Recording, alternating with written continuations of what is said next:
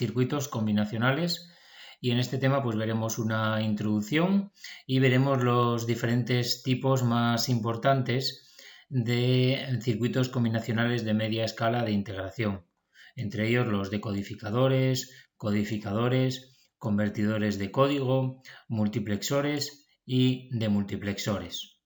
Bueno, pues estos son circuitos que se fabrican integrados en silicio para realizar operaciones o funciones de más alto nivel en sistemas digitales. Recordando un poco lo que son los circuitos combinacionales, porque son circuitos combinacionales al final de media escala de integración.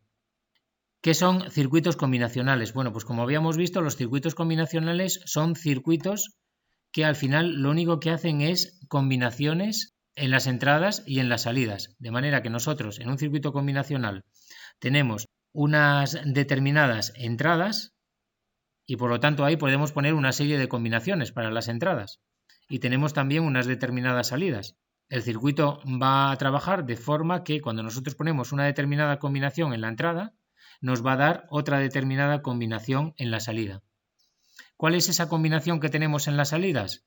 Pues la que nos da la tabla de verdad o las expresiones algebraicas. O sea, cada una de estas salidas es una función algebraica de las entradas.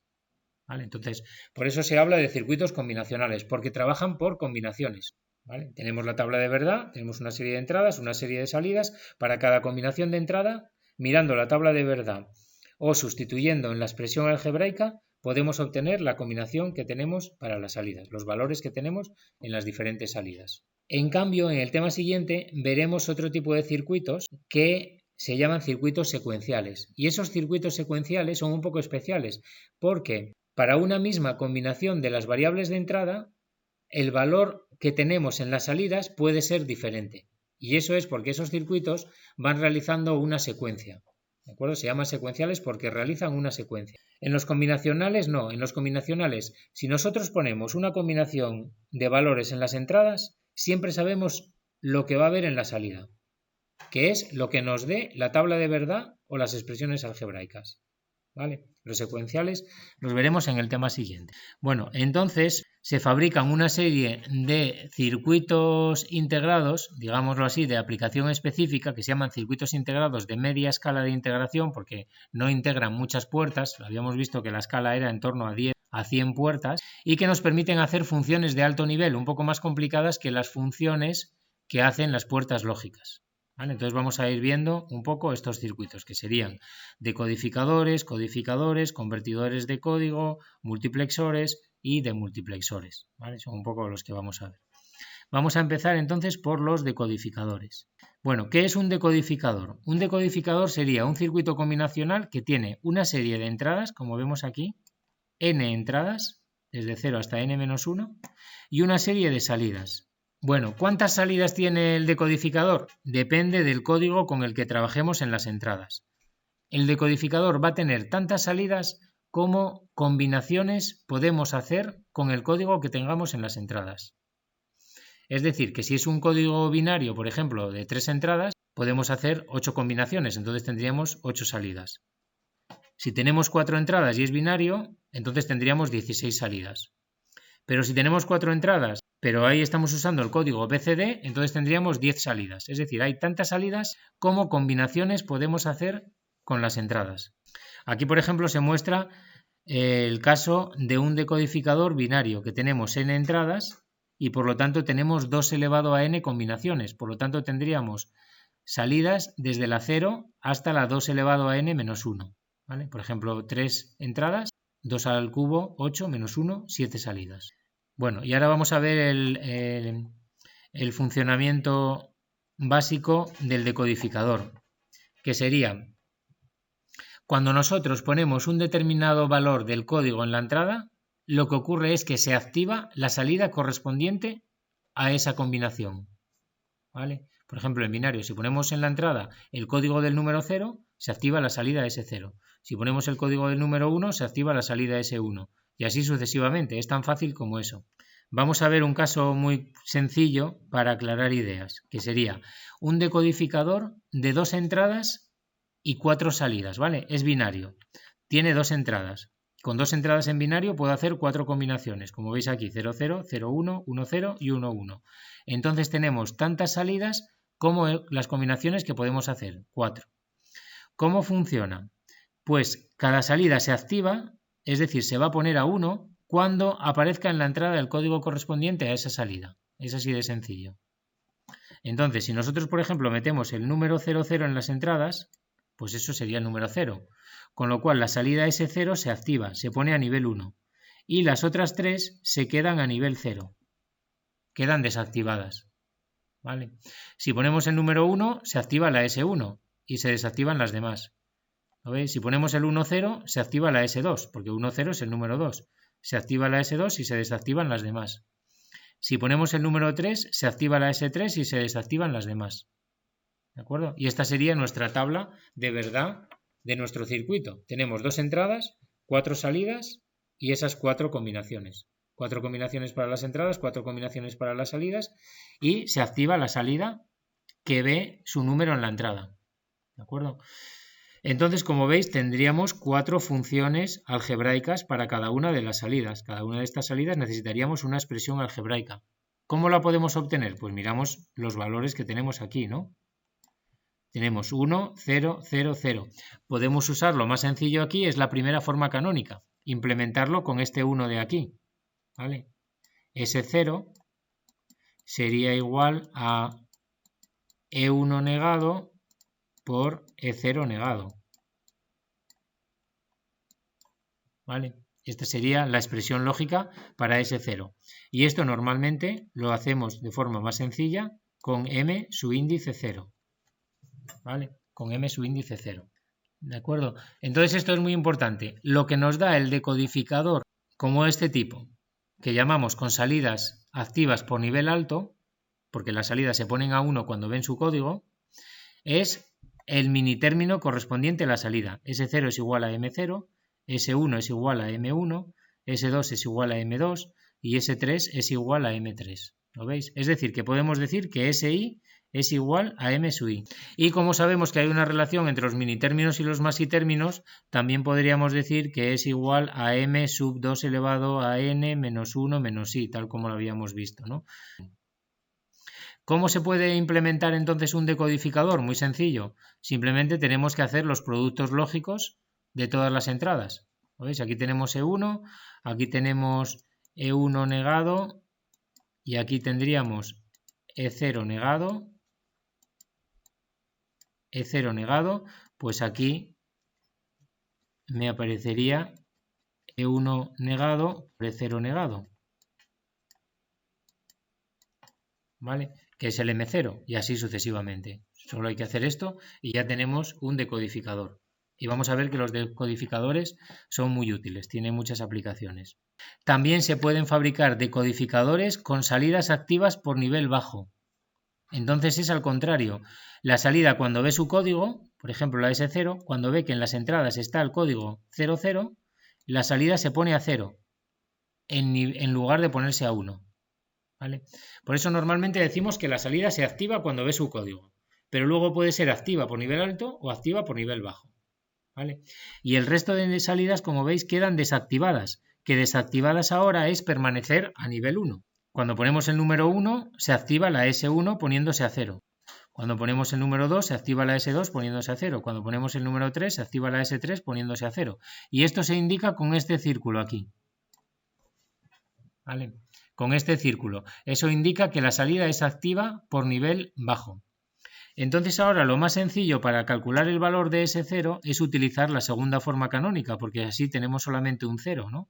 Tenemos solamente este 0, e implementar este 0 con segunda forma canónica es hacer E1 más E0. ¿Vale? Sería E1 más E0. Y esto sería igual al M3. ¿De acuerdo? Entonces lo que vemos que nos da el decodificador con salidas activas a nivel bajo son los maxitérminos. Pero cuidado con los subíndices, porque el S0 nos da el M3, el S1 nos da el M2, el S2 nos da el M1 y el S3 nos da el M0. Las salidas nos dan los maxitérminos, pero como nosotros utilizamos el convenio de utilizar el peso de los ceros en lugar del de los unos, que es lo más habitual, pues por eso su índice en este caso no coincide. Es M3 porque aquí tenemos dos ceros y viene del peso de los dos ceros. Y todavía incluso se podría complicar un poco más, nosotros no lo vamos a ver, pero podría haber decodificadores con entradas activas por nivel bajo. Por entradas activas por nivel bajo. Entonces se pondrían circulitos en las entradas. Y eso significa que si nosotros ponemos las dos entradas a 0, 0, en realidad sería como si estuviésemos poniendo 1, 1. ¿De acuerdo? Y se activaría la salida 3. Pero bueno, eso es un poco lío, no lo vamos a ver. Y si eso nos aparece en algún circuito, hay que mirar bien el catálogo del fabricante a ver cómo funciona. Normalmente a todos estos circuitos de media escala de integración se les suele añadir una entrada más adicional, que es lo que se llama la entrada de inhibición. La entrada de inhibición es una entrada que nos permite inhibir el funcionamiento del circuito. A veces se llama de inhibición y otras veces se llama de habilitación, ¿vale? Al final es lo mismo. Si se inhibe es que no se habilita y si se habilita es que no se inhibe. O sea que al final es lo mismo. Entonces, esta entrada de inhibición significa que para que funcione el circuito normalmente, la entrada de inhibición tiene que estar a 0. ¿Vale? Y si nosotros la ponemos a 1, entonces ya da igual lo que pongamos en las entradas, que todas las salidas se ponen a 0. Es decir, se inhiben, se ponen a nivel bajo. ¿Vale? Eso sirve para bloquear el funcionamiento del decodificador en un momento dado. ¿Vale? Entrada de inhibición. Y también aquí hay un poco lío porque puede haber entradas de inhibición por nivel alto, como es esta de aquí. Inhibe al ponerle un 1, inhibe. Es decir, todas las salidas se ponen a 0. Pero también podría ser entrada de inhibición por nivel bajo. Entonces, cuando le ponemos un 0 inhibe y cuando le ponemos un 1 funciona normalmente. ¿Vale? Eso hay que mirarlo un poco en los catálogos. No siempre todos los fabricantes lo hacen de la misma manera. En este caso, como vemos, es de inhibición activa por nivel alto. Si ponemos un 0, funciona normalmente. Si le ponemos un 1, se inhibe.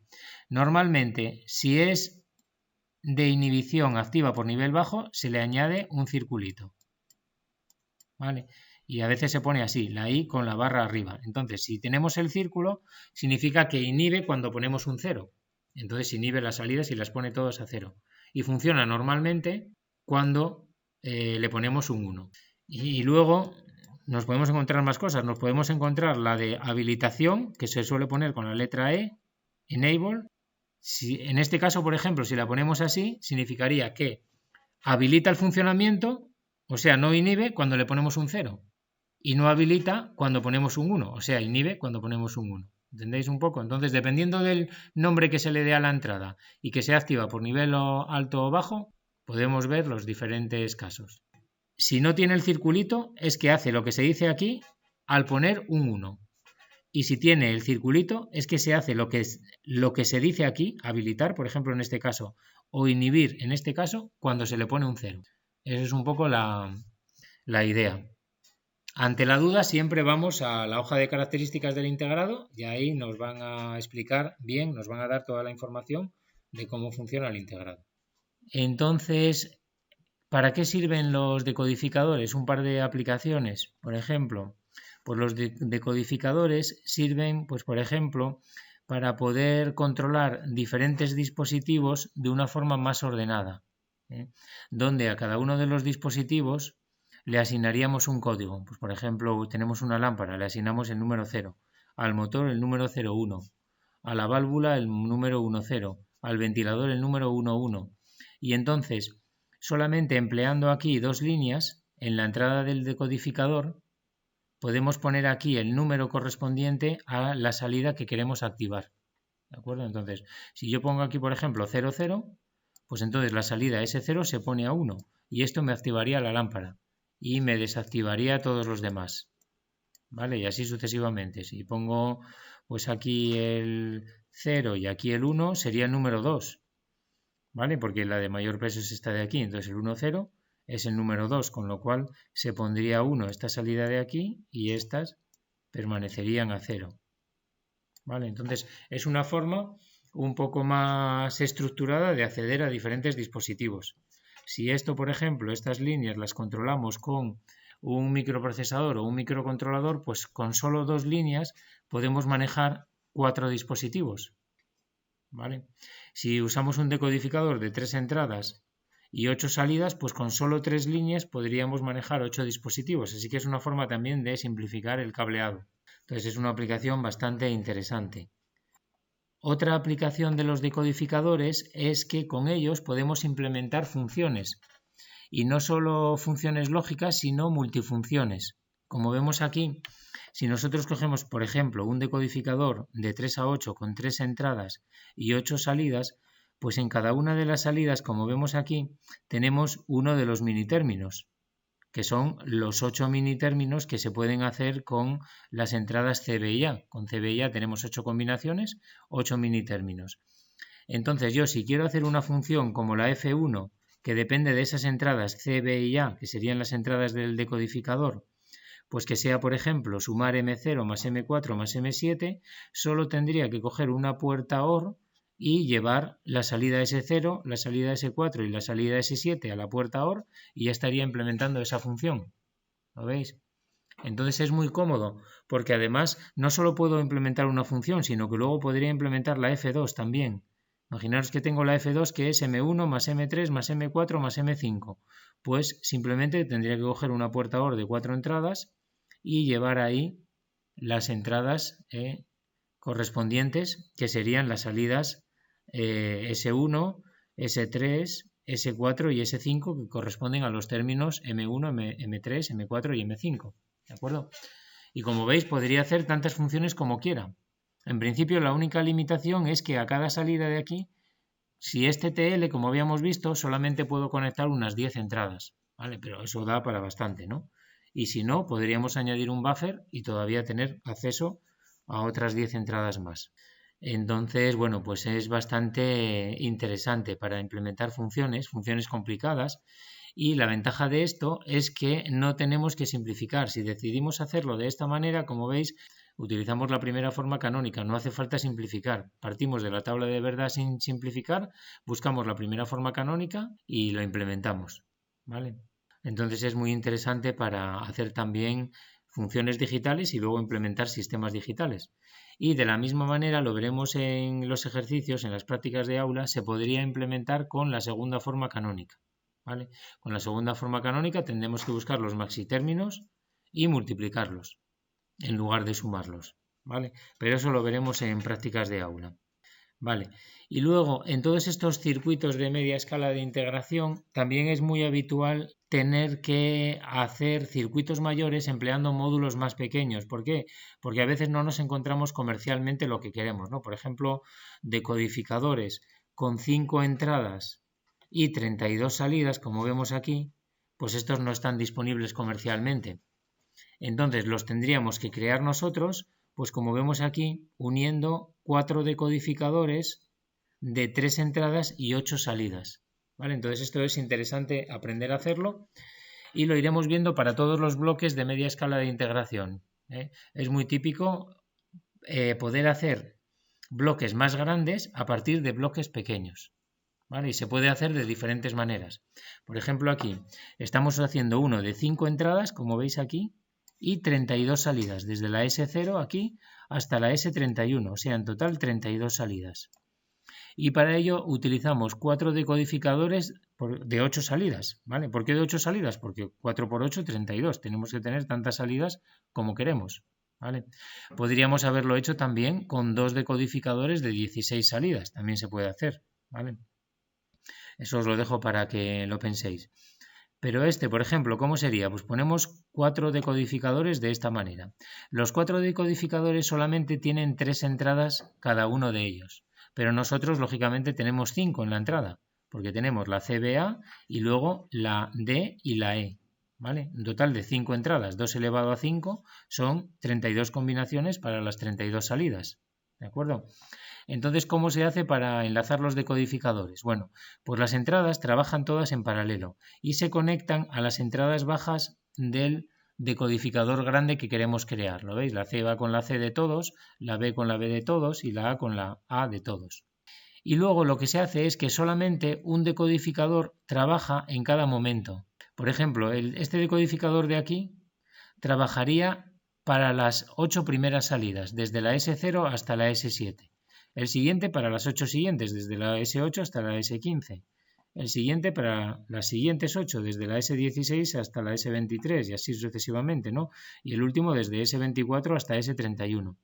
Esto, si nos fijamos, ¿a qué equivaldría? Si nosotros cogemos nuestras 5 variables de entrada, que serían estas, y miramos las 32 combinaciones que podemos hacer, sería una tabla de 32 combinaciones, ¿vale?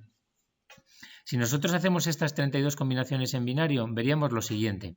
Las 8 primeras combinaciones, la C, la B y la A toman todas las combinaciones, desde 3 ceros hasta 3 1, desde el número 0 hasta el número 7. Pero la E y la D permanecen constantes en el valor 0, 0. ¿Vale? Si hacéis la tabla, o lo hacéis con un caso más pequeño, por ejemplo con 16, se vería de la misma manera, algo parecido. Las siguientes 8 combinaciones corresponden a las combinaciones que empiezan por E y D 0, 1. Las siguientes 8 por las combinaciones que empiezan por 1, 0. Y las últimas 8 por las combinaciones que empiezan por 1, 1. Y el resto van variando. Entonces, ¿qué es lo que se hace? Este decodificador de aquí va a trabajar en estas 8 combinaciones de aquí. Pues, ¿qué es lo que hacemos? Detectamos cuándo tenemos que trabajar. ¿Cómo hacemos eso? Porque sabemos que si estamos en estas 8 combinaciones, la E y la D valen 0, 0. Entonces utilizamos aquí un decodificador de selección. Cuando aquí tenemos 0, 0, la salida S0 se pone a 0 y el resto permanecen a 1. Entonces, este de aquí tiene un 0 y por lo tanto deja de estar inhibido. Y el resto están inhibidos. ¿Lo veis? Entonces este sería el que está trabajando y cuando aquí vamos haciendo el barrido de C, B y A, que sería este barrido de aquí desde 0, 0, 0 hasta 1, 1, 1, pues estas salidas se van a ir activando. ¿Lo veis? Se van activando estas salidas cuando E y D valen 0, 0. E y D en el siguiente bloque tenemos 0, 1. ¿Vale? Entonces sería poner la E a 0 y la D a 1. Pues entonces ahora el que se pondría a 0 sería esta salida de aquí y las otras permanecerían a 1. Con lo cual el que queda activado ahora es esta de aquí. Es este decodificador, el segundo decodificador. Como empiezan por 0, 1, aquí ahora sería equivalente aquí a que las salidas que se van a ir activando van a ser la S8, la S9 hasta la S15. Y así sucesivamente. Con el decodificador que tenemos aquí en la entrada, vamos seleccionando qué decodificador de los 4 queremos utilizar, que sería el correspondiente a cada uno de los bloques que queremos implementar. Esta es la idea. Se podría hacer también con 2 decodificadores de 16 salidas. Sí, se puede hacer también. Y entonces necesitaríamos solo un decodificador de una entrada y 2 salidas para seleccionar uno de los decodificadores o el otro. ¿Vale? Se puede hacer así también. ¿Vale? Hay diferentes posibilidades, depende un poco del integrado que tengamos disponible comercialmente. Entonces esta es la forma de construir decodificadores más grandes a partir de decodificadores pequeños y lo podemos ampliar a cualquier número de salidas. ¿Vale? Y aquí tenéis un ejemplo de un decodificador comercial, el 74138. Como veis aquí es un integrado de 16 patillas. Aquí tenemos la conexión de las diferentes patillas. Como veis, lo normal es que la patilla 8 sea la masa y la patilla 16 la alimentación y el resto ya son entradas, salidas y líneas de habilitación. Porque fijaros, aquí tenemos la tabla de verdad de este decodificador. Este decodificador en total tiene 3 líneas de habilitación, que son estas de aquí, estas 3. La G1, la G2A y la G2B. ¿Vale? Tiene 3 líneas de habilitación. Eso es porque así, bueno, pues tenemos más flexibilidad a la hora de hacer cosas con él. La G1 es activa por nivel alto y la G2 y la A y la G2B son activas por nivel bajo y son líneas de habilitación. Entonces, fijaros, para que pueda trabajar hay que poner en las combinaciones, o sea, en las entradas, perdón, G1, G2A y G2B estos valores de aquí, el 1, 0, 0. Porque así estamos activando G1, activando G2A y activando G2B. O sea que esto no son entradas de inhibición, lo están vistas como entradas de habilitación. Al final es lo mismo, pero al revés. Entonces, para habilitar hay que poner G1 a 1, G2A a 0 y G2B a 0. Y entonces en todas estas combinaciones de aquí, como vemos, estaría funcionando el decodificador. Las salidas son activas por nivel bajo. Entonces, si yo aquí en CBA meto 3 ceros, como veis, pues entonces la salida I0 se activa, es decir, se pone a 0, porque se activa por nivel bajo. y el resto permanecen desactivadas, es decir, permanecen a nivel 1. ¿No veis? Son activas por nivel bajo. Si pongo la combinación del número 1, pues entonces se activa la salida 1 y el resto permanecen desactivadas y así sucesivamente. ¿Vale? Pero como veis, solamente trabaja cuando G1 está a 1, G2A a 0 y G2B a 0. Con lo cual, si por ejemplo G2A está a 1, ya da igual cómo esté en G1 y G2B. Las salidas están todas desactivadas, ¿lo veis? Están todas a 1, porque estaría inhibido. No está habilitado a través de G2A y por lo tanto está inhibido y todas las salidas permanecen a 1, que es su estado inhibido, porque el estado activado es a 0. Lo mismo, si ponemos G2B a 1, ya da igual lo que hagamos en el resto de entradas, las salidas se quedan todas desactivadas. Y lo mismo, si ponemos G1 a 0, también no estamos habilitando, por lo tanto las salidas se quedan todas desactivadas. ¿Vale? La única forma de hacerlo trabajar es poner G1 a 1, G2A a 0 y G2B a 0. ¿Vale? Y entonces ya activaría la salida correspondiente al número que le metemos por las entradas CB ya. Vale, esto es fácil de entender y si vais a la hoja de características de este integrado encontraréis exactamente esta misma tabla. ¿Vale? Tanto el dibujo como la tabla son exactamente sacadas de la hoja de características para que también vayáis entendiendo un poco lo que nos encontramos en las hojas de los fabricantes, ¿no? Y este sería otro, que es un decodificador diferente. Este es de código BCD. Entonces, lo que le metemos por las entradas, como vemos aquí en estas 4 entradas, es un número en código BCD natural, o sea, desde el 0 hasta el 9. ¿Vale? Por eso, el que tenga 4 entradas no quiere decir que tenga que tener 16 salidas. Tendría 16 salidas si trabaja con código binario. Pero este es de 4 entradas que trabajan en código BCD. Entonces solo tiene 10 salidas, desde la I0 hasta la I9. ¿Lo veis? Entonces, cuando metemos el número 0, pues se activa la salida 0. Cuando metemos el número 1, se activa la salida 1. Y el resto quedan desactivadas. Aquí son también activas por nivel bajo. Y así hasta que metemos el número 9. Y entonces se activa la salida 9. ¿Vale? Y el resto permanecen desactivadas. Como veis, no tiene entrada de inhibición, porque tampoco hay demasiadas patillas. El fabricante querría hacerlo en un integrado de 16 patillas. Y entonces, para no tener que añadir más patillas para hacer la inhibición, porque tenemos la masa, la alimentación, tenemos 4 para las entradas, ABCD, y luego 10 para las salidas. Entonces, para no tener que meter otra entrada más, que le supondría hacerlo más grande, y como esto tiene que ir por parejas, habría que irse a un integrado de 18 patillas, pues lo que hace es utilizar el resto de códigos que no son válidos en código BCD, que sería cualquier número desde el 10 hasta el 15, me sirve para hacer de inhibición. ¿Lo veis? Me desactiva todas las salidas. Entonces es un truco también para inhibir las salidas. Poner un código en la entrada que no esté dentro del código BCD. ¿Vale? Entonces si pongo cualquier combinación desde la 10 a la 15, me desactiva todas las salidas. ¿Vale? Entonces, bueno, otro interesante. Y luego aquí, pues como veis, tenemos otros. 7445 es un decodificador BCD decimal con salidas en colector abierto, en este caso. El 141 BCD decimal con salidas en totem pole. El 154 es binario, de 4 entradas y 16 salidas. Y el 4028, este sería un ejemplo de un decodificador CMOS, que es de BCD a decimal. ¿Vale? Algunos ahí que tengáis también un poco de referencia. Bueno, pues otro bloque serían los codificadores. Los codificadores, como se puede entender, hacen la función contraria. Vamos a tener una serie de entradas y lo que nos dan en la salida es un código. ¿Vale? Nos dan un código en la salida. Entonces, aquí vemos un esquema así un poco general para el caso de un codificador binario. ¿Vale? Porque el número de entradas y de salidas depende del código con el que estemos trabajando. Si estamos trabajando en binario y tenemos n entradas aquí, pues claro, en binario natural con n entradas podemos hacer 2 elevado a n combinaciones. Entonces tendríamos aquí 2 elevado a n entradas. ¿Vale? Pero si por ejemplo fuese un codificador en BCD, lo mismo que antes, tendríamos 4 salidas y solo 10 entradas. ¿Vale? Porque en código BCD solo tenemos 10 combinaciones. Entonces, la definición real de un codificador es que tenemos una serie de salidas, n salidas, y tantas entradas como combinaciones podamos hacer con esas n líneas, ¿vale?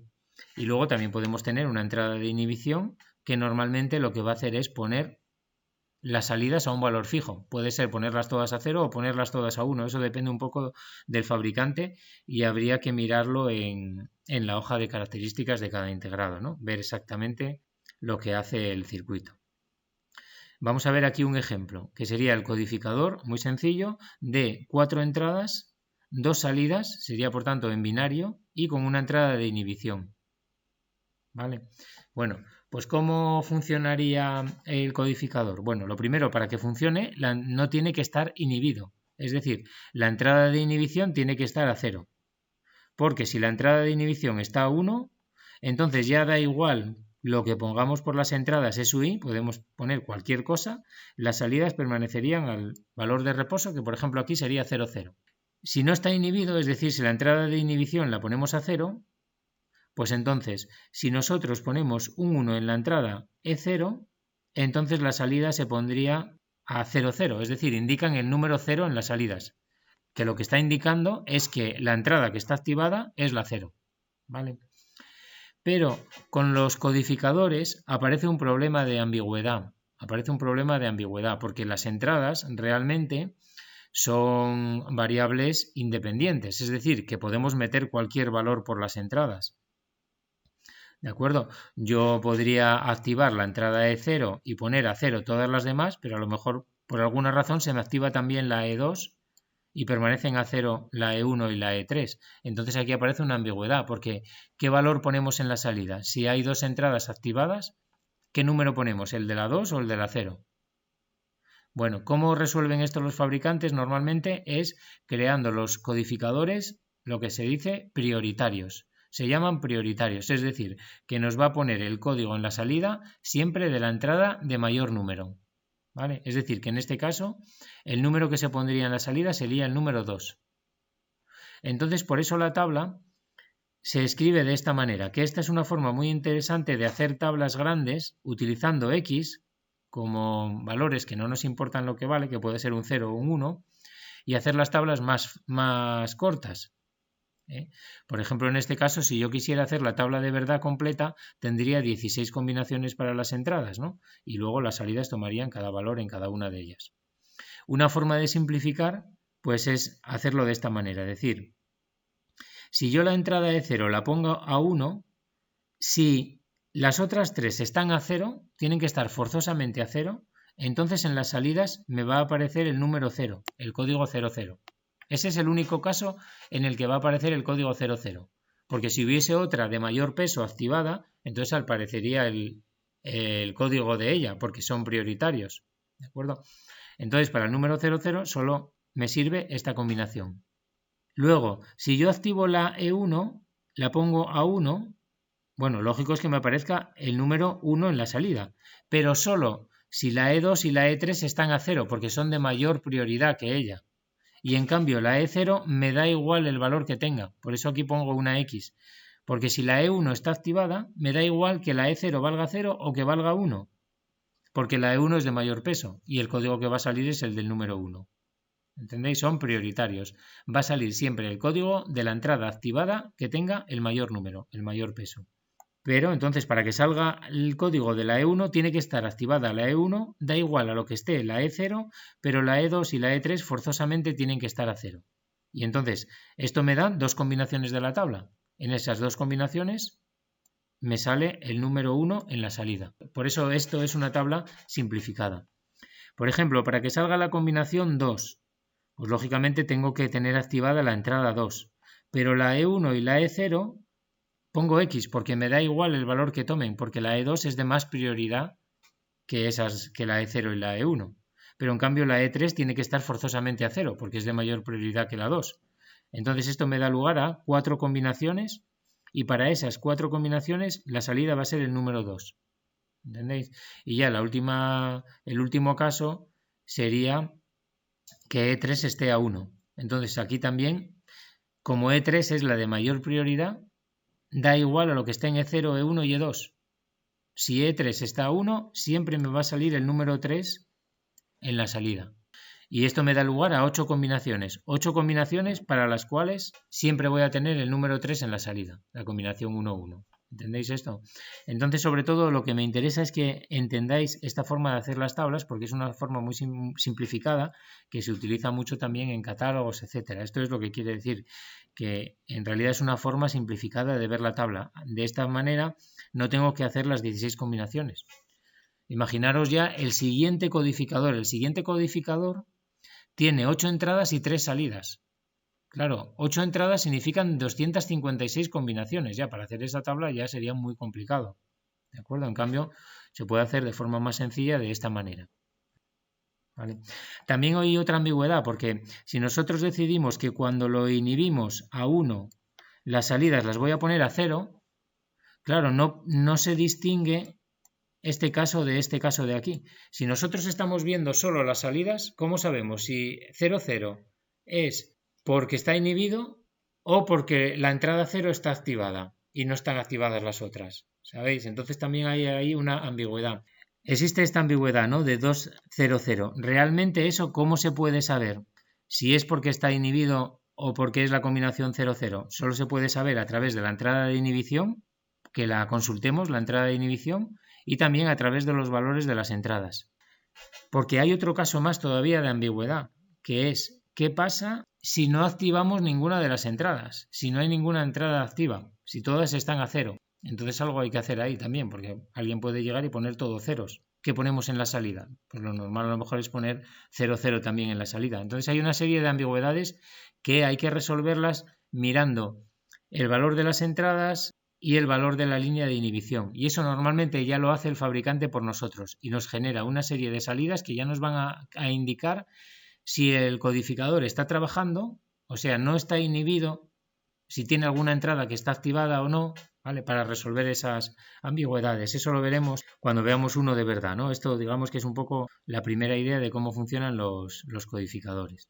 Vale, y la otra cuestión es, hemos visto cómo se construyen los decodificadores. Ahora vamos a ver cómo se puede construir un codificador. Primero de forma sencilla, solamente con este. Bueno, solamente lo vamos a ver de forma sencilla para este caso. Pero esto que vamos a ver se podría extender para hacer un codificador de cualquier número de salidas.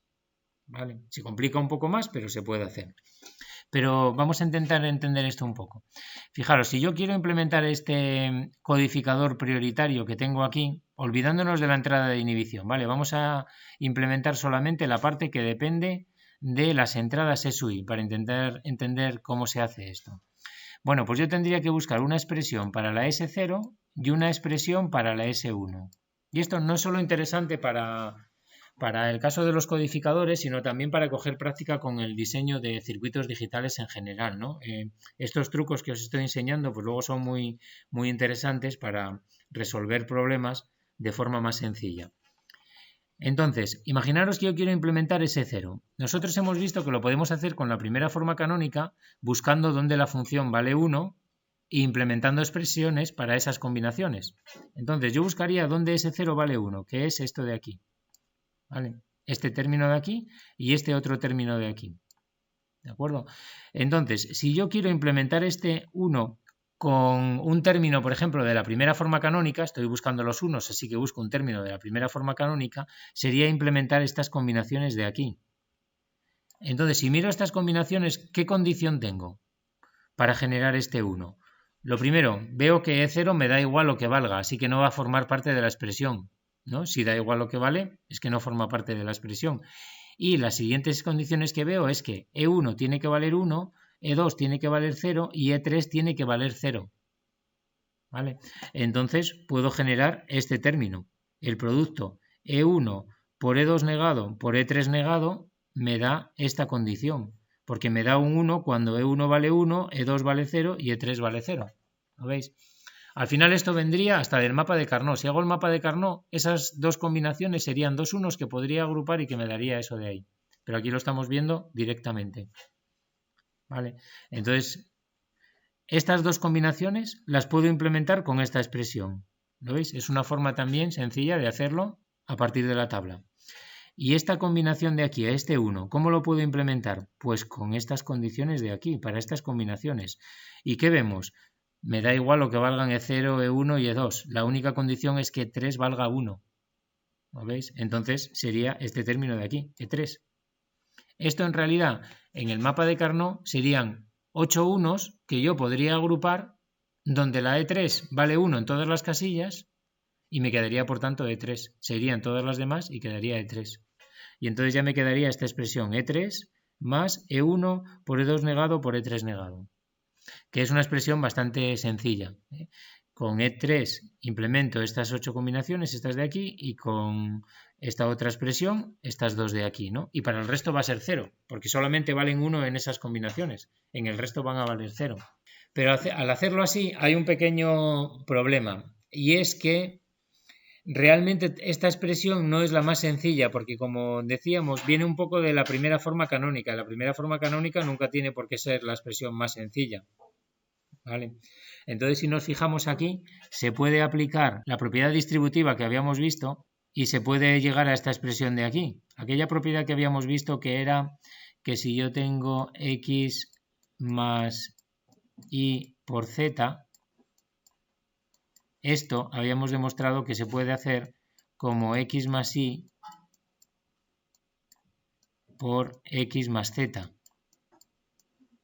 Es una propiedad que os había comentado que era muy interesante. Pues aquí sería, tengo la x, tengo el E1, E2, que sería como la y el E3 negado, que sería como la z. Entonces puedo llegar a esta expresión, E3 más E1, E2 negado por E3 más E3 negado. ¿Y qué pasa con E3 más E3 negado? Que siempre vale 1. Entonces ya me queda esta expresión simplificada. Y esta sí que ya ahí, por mucho que trabajemos, ya se ve que no se puede simplificar más, ¿vale? Pero bueno, yo creo que esto es un proceso interesante, de conocer y bueno, para practicar un poco con la obtención de expresiones y tal. Porque aquí podríais decir, bueno, realmente tengo 4 entradas, 2 salidas, tengo 16 combinaciones y podría hacer el mapa de Carnot. Y efectivamente puedo hacer el mapa de Carnot, y si hago el mapa de Carnot y simplifico bien, me va a salir esta expresión simplificada. ¿Por qué aquí no me salió? Porque cuando hacemos el mapa de Carnot podemos compartir combinaciones, que aquí no estábamos haciendo, porque estamos haciéndolo con la primera forma canónica. Entonces podemos compartir términos y hacer agrupaciones de términos repetidos y por eso se puede simplificar todavía más. Pero claro, el mapa de Carnot, imaginaros que yo quiero implementar el siguiente codificador, que sería 3 salidas y 8 entradas. Ya tendría que hacer mapas de Carnot de 8 variables, que es muy complicado. Y en cambio, siguiendo esta técnica, se puede hacer de forma sencilla, ¿vale? Bueno, es un poco que veáis estos trucos que yo creo que son interesantes. Y ese 1, ¿cómo lo implementaríamos? También implementando este 1 y este 1 de aquí. Este 1 de aquí, ¿cómo lo podemos implementar? Pues sería para esta combinación, ¿no? Para estas 4 combinaciones. ¿Y qué veo? No depende ni de E0 ni de 1, porque da igual el valor que tomen. Pero en cambio E2 tiene que valer 1 y E3 tiene que valer 0. Entonces genero este término, E2 por E3 negado. E2 vale 1, lo pongo directamente. E3 vale 0, E3 negado. Y con esta expresión ya estoy implementando estos 4 términos, ¿vale? Que en el mapa de Carnot serían 4 unos que agruparía, E0 y E1 se irían y E2 y E3 quedan porque permanecen constantes en las 4 casillas. Bueno, todavía nos quedaría este otro 1 de aquí, pero es el mismo caso de antes, ¿vale? Que es que no depende ni de E0, ni de E1, ni de E2 y E3 vale 1 en todas las casillas. Entonces quedaría también E3. Pero no llega a ser la expresión más simple porque podemos aplicar la propiedad distributiva y al final eliminar el E3 negado y me quedaría solo E3 más E2. Y aquí sí que ya tengo la expresión final. Y esto ya es muy fácil de implementar con puertas NAND porque proviene de la primera forma canónica, ¿no? Sería la forma de implementarlo. ¿Se podría implementar con los ceros? También podríamos implementarlo con los ceros y buscando la segunda forma canónica. Y luego aquí tenemos cómo crear un codificador más grande a partir de 2 codificadores más pequeños. Aquí realmente en los codificadores es un poco más complicado de ver, pero bueno, es similar. Y aquí tenemos que corregir un par de ratas que tengo en este esquema, ¿vale? Aquí tenéis que hacer un par de correcciones. Sería, aquí tenemos que poner un inversor, no es esto a masa directamente. Hay que poner aquí un inversor a la línea de inhibición, ¿vale?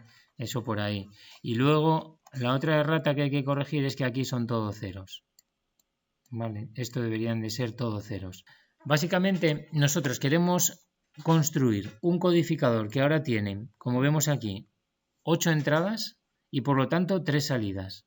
¿Vale? Las salidas nos van a dar los números desde 000 hasta 111, desde 0 hasta el 7 para indicar la entrada que está activada. ¿Vale? Entonces hacemos algo parecido. En la mitad de la tabla, como veis aquí tenemos las entradas, que son 8 entradas. Esto sería cómo debería de funcionar el codificador. ¿Vale? Podríamos ver aquí las diferentes combinaciones de las entradas y aquí las salidas que tenemos que generar. Entonces, olvidándonos ahora un poco de todo lo demás, esto es lo que tenemos que hacer. Si se activa la E0 y el resto permanecen desactivadas porque son de más prioridad, nos sale el número 0. Si se activa la E1, la E0 da igual y las que están por encima están desactivadas, nos da el número 1 y así hasta el 7. ¿Vale? Eso es como tiene que funcionar. Entonces, ¿qué hacemos? Utilizamos un codificador para la mitad de la tabla y el otro codificador para la otra mitad. En la mitad de arriba, en esta mitad de arriba, trabaja el codificador L, que si ya vamos a llamar a este de aquí L, que tiene las salidas bajas, L. Y el H está desactivado. ¿Cómo hacemos esto? Pues fijándonos que en la primera mitad de la tabla, las entradas desde E4 hasta E7 valen siempre 0. Y en la segunda mitad de la tabla, alguna vale 1. ¿Vale? Entonces hacemos esto con una puerta OR aquí, con esta puerta OR, decidimos qué codificador va a estar trabajando en cada momento. Si estamos en la primera mitad de la tabla, todas las entradas valen 0. Entonces, el codificador de arriba está inhibido, ¿vale? Porque tendríamos un 0 aquí en la salida de la puerta OR, un 1 en la línea de inhibición después del inversor y el codificador de arriba está inhibido, es decir, que sus salidas estarían a 0, 0. Con lo cual no van a afectar a las salidas finales. Y en cambio el de abajo no está inhibido. Tendríamos un 0 en la línea de inhibición y por lo tanto estaría trabajando. ¿Vale? Entonces si vemos aquí, cuando nosotros le metemos las entradas desde E3 a E0 a nuestro codificador L, al codificador aquí L, pues nos va a ir dando los números 00, 01, 10 y 11. Y esos son los que vamos generando aquí, pasando directamente a las salidas S1 y S0 con las puertas OR. ¿Veis? Van a S1 y a S0 con las puertas OR. La S1H y la S0H no molestan porque están a 0 ahora, entonces no están afectando. ¿Vale? Y la S2 tiene que valer siempre 0 en esta mitad de la tabla y 1 en esta otra mitad de la tabla. Entonces equivale a la señal de inhibición. Por eso esta salida de aquí va directamente a S2. Y luego en la segunda mitad de la tabla, en estas otras combinaciones, de aquí, en todas estas otras combinaciones, alguna de estas entradas vale 1, ¿no? Entonces, tenemos un 1 aquí, por lo tanto, el codificador H es el que está trabajando y este otro es el que está inhibido. ¿Vale? Y al codificador H le estamos metiendo E7 hasta E4. Entonces tendríamos estas combinaciones. Y por lo tanto él nos generaría estas salidas. Para él son como 4 entradas y está generando los 4 números desde el 0 hasta el 3. Pues estas salidas las pasamos ahora a las salidas correspondientes, la S1H a la S1 y la S0H a la S0. Y la S1L y la S0L no afectan porque ahora está inhibido, por eso aquí estas salidas están a 0. Y la S2 se genera con la misma línea de inhibición. Fijaros que en realidad todo esto representa una tabla de verdad de 256 combinaciones. Con esto estamos representando 256 combinaciones. Solamente estamos representando aquí en realidad 8 porque tenemos todas estas X que nos dan todo el resto de combinaciones. Bueno, entonces como veis todos los bloques se pueden ir enlazando para hacer bloques mayores. Si yo quisiera ahora podría volver a enlazar otros dos como este para hacer uno que tuviese 16 entradas y 4 salidas y así sucesivamente. ¿Vale? Bueno, aplicaciones de los codificadores. Pues tienen bastantes aplicaciones también los codificadores y sobre todo los codificadores los usamos cuando queremos generar un código en la salida, un determinado código en la salida. Por alguna razón queremos generar un código, ¿vale? Por ejemplo, una forma sencilla de hacer un conversor analógico digital. Un conversor analógico digital básicamente es aquel que lo que va a hacer es, si yo tengo una determinada entrada analógica, que va a variar, por ejemplo, entre un determinado valor, entre 0 y VCC, pues me va a ir generando aquí los diferentes códigos dependiendo del número de variables que yo tenga. Aquí me va a generar un número digital, ¿vale? Imaginaros que yo utilizo solamente dos variables, como estoy haciendo aquí, la B y la A. Pues claro, solo tengo 4 combinaciones, ¿vale? Entonces lo único que puedo hacer es dividir el rango en 4 intervalos, ¿no? El 25% hasta el 50%, hasta el 75% y hasta el 100%. Entonces, si la variable está en este rango de aquí, si está en este rango, me genera el número 00. ¿Vale? Si está en este rango, me genera el número 1. ¿Vale? Y así sucesivamente. Si está en este rango, me genera el número 2. Y si está en este rango, me genera el número 3. ¿Vale? Es algo así parecido a hacer la función y igual a x, pero de forma digital. Claro, cuantas más variables tenga, más precisión tengo a la hora de medir la variable analógica, ¿vale? Este es un caso muy sencillo, pero se podría hacer para más precisión, ¿no?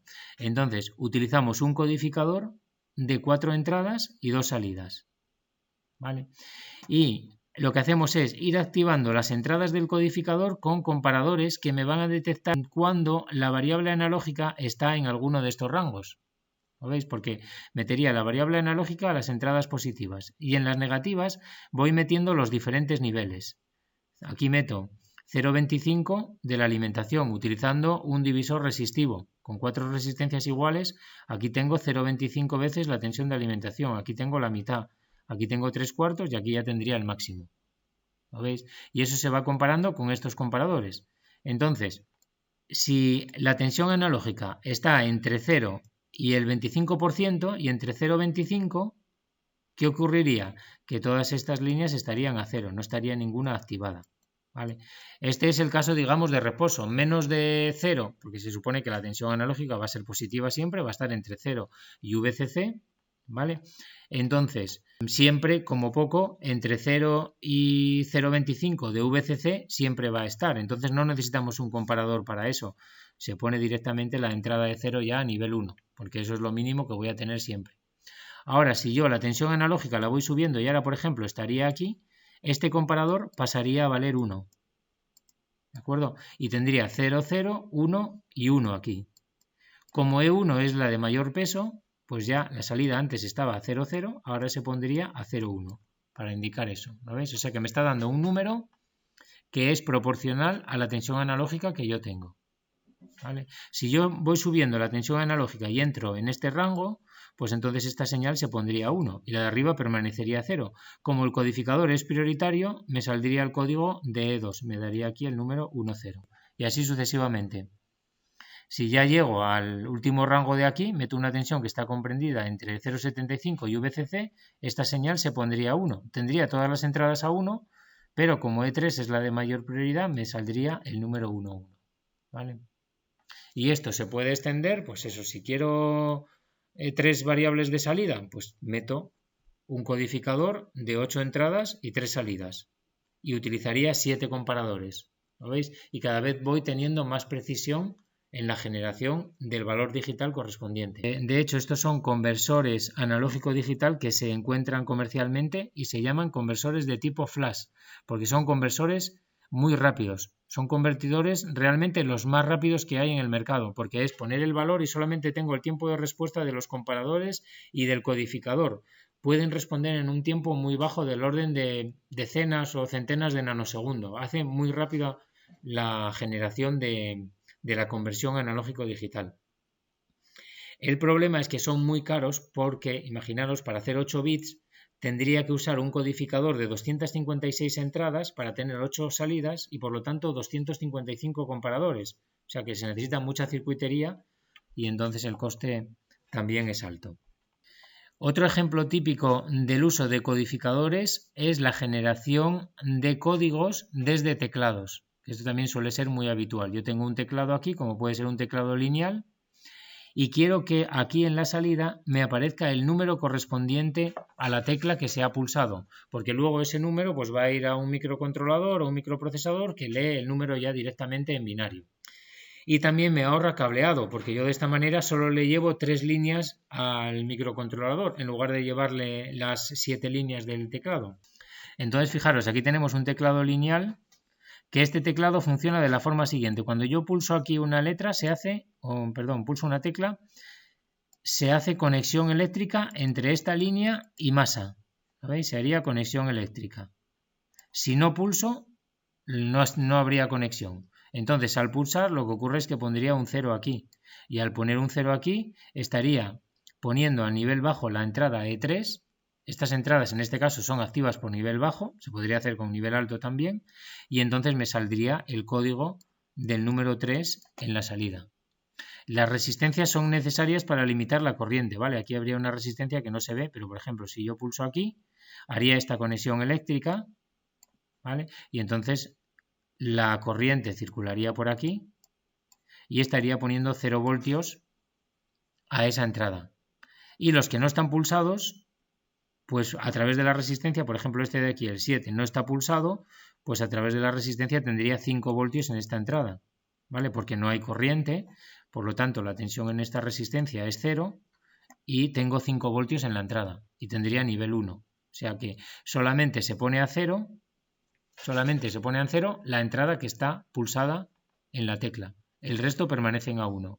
Y me sale en la salida el código de la tecla que se pulsó.